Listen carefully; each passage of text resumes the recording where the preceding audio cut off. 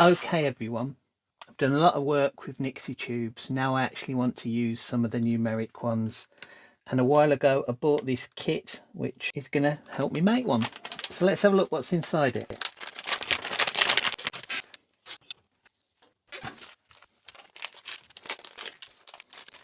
So, oh no, guess what they haven't done? Just need to sort that. That's better. So when I bought this kit I wasn't sure how much soldering would be involved, but the great news is I'm not going to have to do a lot of this. So it looks like I've just got to build this essentially. I think I'm going to try and plug it in and see what happens.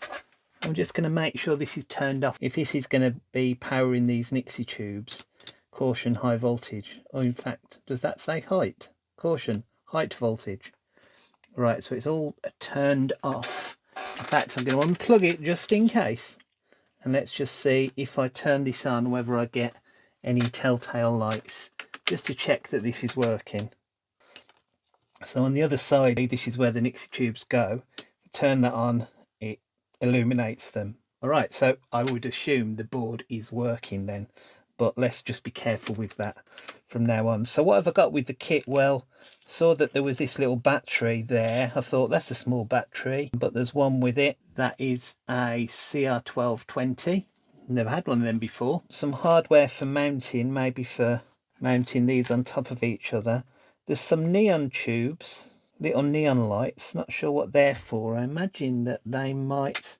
I wonder if they're somehow the dots that go in between it. Don't know. No instructions, of course. Really the most interesting things are these little sockets, so looks like I'm going to have to solder those in, not that that will be a problem, to allow me to plug the tubes into it. Well, there's one come out. So could I have solved a problem with my Nixie tester if I knew you could get hold of these little connectors? So I mean, this takes 4 tubes, and it looks like I'm just going to have to put them in there. I'll use one of my symbol tubes to start with, just to make sure that they all go in right. Let's get those soldered in and see what happens. Well, he sent me a bonus IN15, so I'll use that, I think. Oh, might have to clear some of that. I'll use that to set these pins up the right way. I think there might have been a lot of lead in that. They melted really easily at low temperature. Anyway, here we go.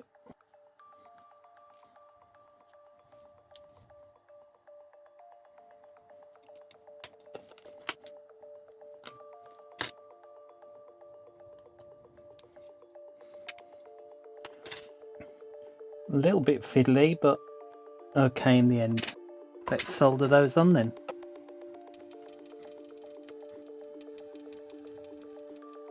That was relatively easy and relatively painless. Do I dare plug it in yet?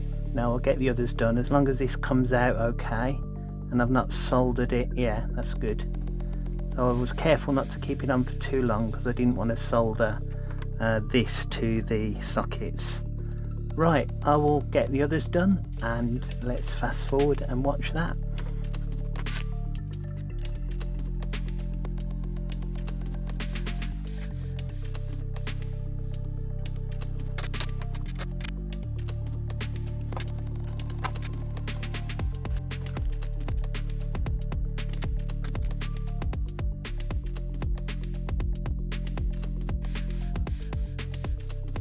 Oh, did it without the tweezers that time.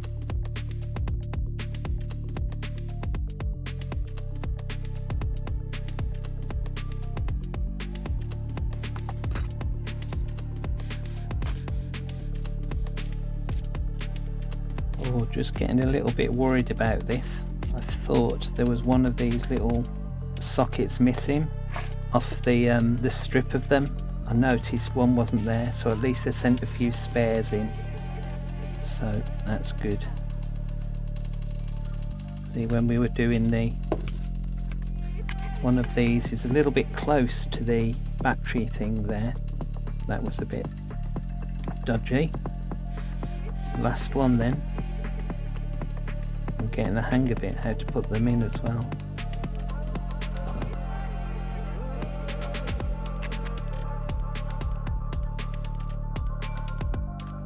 Right, I think that's the fiddly bit done. I really want to just power this up now and see what it does with this, but if I do, I don't want to get any high voltage in the board. I mean, you probably would like to see me get high voltage in the board and the resulting chaos, but ha ha ha. So I'm assuming that these little things, do you reckon? It looks like these actually might also be spacers for the bottom. As if they go in like so.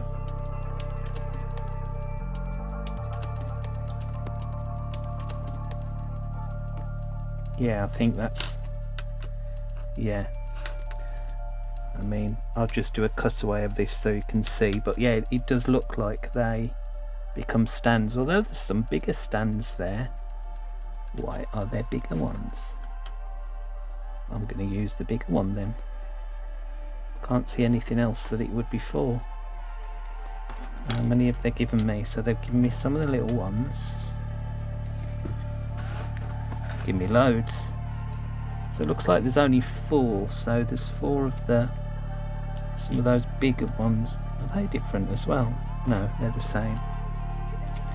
Looks like I just need 4. Again, they've given me some spares. They've given me the teeny ones and the slightly bigger.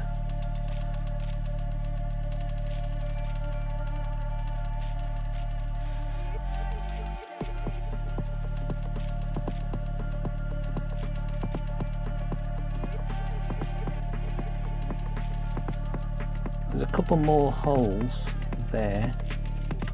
Oh, they're the other side of the battery, so they don't do anything. Now these things, I don't think, there can't be a positive and negative of these, because they go across AC, don't they, normally? So I think I can just put them in anyway, but I think these tubes, should they live in those tubes? Ah, look. Little thing for the legs, right, so they must be there. Yeah, so I assume that would set it at the right height. Now let's try and put a blob of solder on that and then adjust it.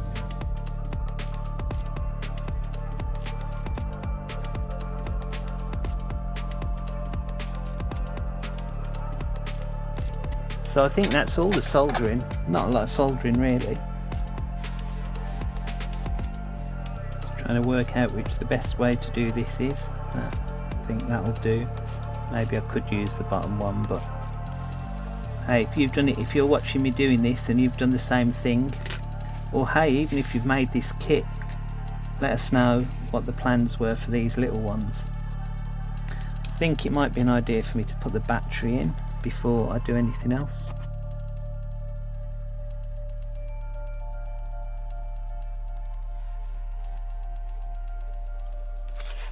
Okay, welcome back. So no, so that do they not fit in there? What oh, phew.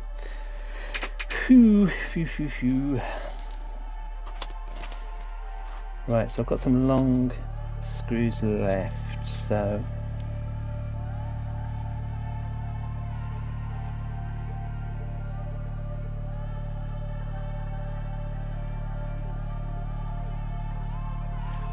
now, my mate Trained by Aaron always says to make sure that you haven't gone through to the end to post a code word at the end at the start of your comments.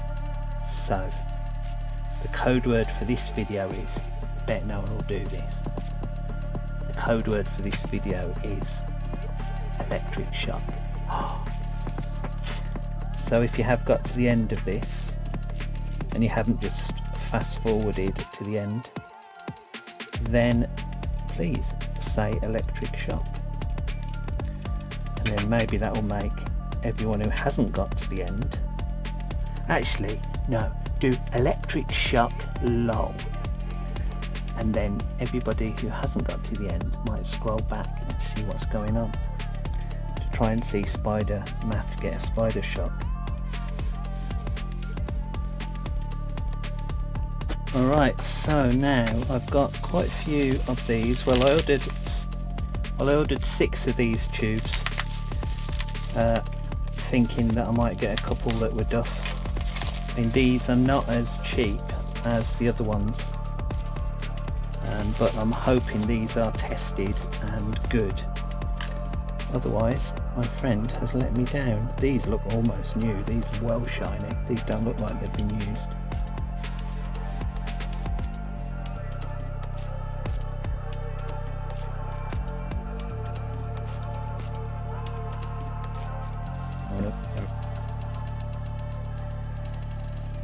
Yeah, the last one just didn't want to go in. Right, so check that it's unplugged. Let's zoom in a little bit for you, and we should see, this isn't plugged in at the moment, but I'm really hoping we should see some magic happen when I turn this on. Alright, let's turn it on. Oh, look at that. Let's do it with the lights off. Oh man, how beautiful is that? 0, 0, 0, 0. Okay, so I think the best thing I can do... Oh, look at that. The neons in the middle do just flash nicely. Well, we've got it 0, 0, 0, 0. There's a couple of buttons on the side. There's an up and a down. I mean, what happens if I just push those? Oh. 1, 2. Oh. Okay, so that's 24-hour clock. That's... What time is it now? It is 18:58. Oh, what happened? Alright, I'll find some instructions, but it works. So this is almost the culmination of a couple of years worth of videos. I know I didn't design this board, but I've always been fascinated with these Nixie tubes. The journey has got me to have conversation with the guy in Ukraine who sold these. That was quite interesting, especially with what's going on there. But that's not what this video is about. It's also given me the opportunity to do loads and loads of PC prototyping, and it literally was prototyping. I wasn't copying someone else's work. I was just doing it and doing it and doing it. I got to board 6 or 7 in the end, I think. And this is the final thing. So I didn't make this clock myself. I didn't even do the circuit board for this, but I thought for this final video I'd just make a Nixie clock, and here it is. So I'll finish with some glamour shots. I don't know if I'm going to return to Nixie tubes at another time, but if I do, subscribe and you'll find out.